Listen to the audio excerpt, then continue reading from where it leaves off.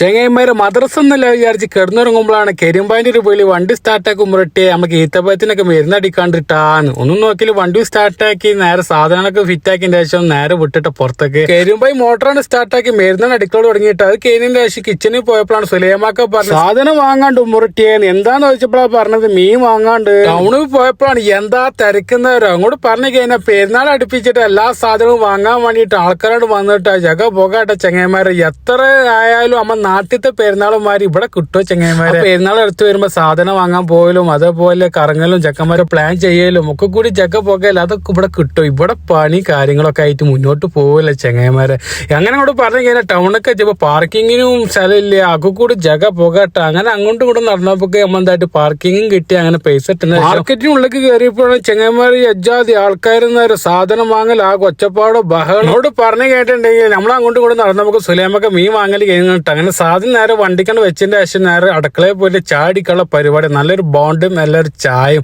അത് കഴിഞ്ഞപ്പോഴാണ് നമ്മളിങ്ങനെ വീട്ടിൽ വരുമ്പോഴാണ് നമ്മൾ സാക്കിർബായ് ഇങ്ങനെ നടക്കുന്നത് സാക്കിർബായിന് വണ്ടിയിലും കയറ്റിന്റെ ശേഷം നേരെ വിട്ട് സെഫിർമാൾ അവിടെ പോയതിന്റെ ശേഷം നല്ല ബ്രെഡും അതേപോലെ സമ്മോനും വാങ്ങാണ്ടായിരുന്നു അത് കഴിഞ്ഞ് നേരെ വീട്ടിൽ എത്തിയപ്പോൾ മാമാൻ ഉമ്മറുട്ടിയ വണ്ടി സ്റ്റാർട്ടാക്കി പെരുന്നാളൊക്കെ അല്ല സാധനം വാങ്ങാണ്ട് നേരെ വിട്ട് നമ്മളെ ഹോംവർക്ക് ഇട്ട ചെങ്ങന്മാർ അവിടെ പോയതിന്റെ ശേഷം മാമ അങ്ങോട്ടും കൂടെ നടന്നതിനെ കണക്ക് സാധനം വാങ്ങി പൈസയും കൊടുത്ത് ബില്ലും വാങ്ങി നേരെ വീട്ടിൽ എത്തിയപ്പോഴാണ് ഫുഡ് ഉണ്ടാക്കി വെച്ചിരിക്കുന്നത് ഫുഡ് കഴിക്കലും കഴിഞ്ഞ ഒറ്റ എടുത്ത് അങ്ങനെ 4 എന്റെ മാമന്റെ ഉള്ളി പേരക്കൂട്ടികളെ ബക്കാലെ കൊണ്ടാക്കുകയെന്ന് അവിടെ പോയി മുട്ടായൊക്കെ വാങ്ങിയിട്ട് പിന്നെ പ്രത്യേകിച്ചൊന്നും പണിയില്ലാത്തതുകൊണ്ട് ഞാനും സാക്കിർ പോയി നേരെ വിട്ടിട്ട് പള്ളിക്കൊക്കെ നിസ്കാരം കഴിഞ്ഞ പറഞ്ഞ പാട് മാമ പറഞ്ഞ നേരെ വിട്ടോ നമ്മളെ ടെക്സൈസിൽ ചെങ്ങന്മാര് അത് കഴിഞ്ഞപ്പോഴാണ് സുലൈമാക്ക പറഞ്ഞ സാധനം വാങ്ങാണ്ട് ഉമ്മറിട്ട് വണ്ടി സ്റ്റാർട്ടാക്കുകയെന്ന് അങ്ങനെ മറൂഫിനും കയറ്റി നേരെ വിട്ടിട്ട് നമ്മുടെ ടൗണിൽ നമ്മളെ ഗോതമ്പ് വാങ്ങാണ്ട്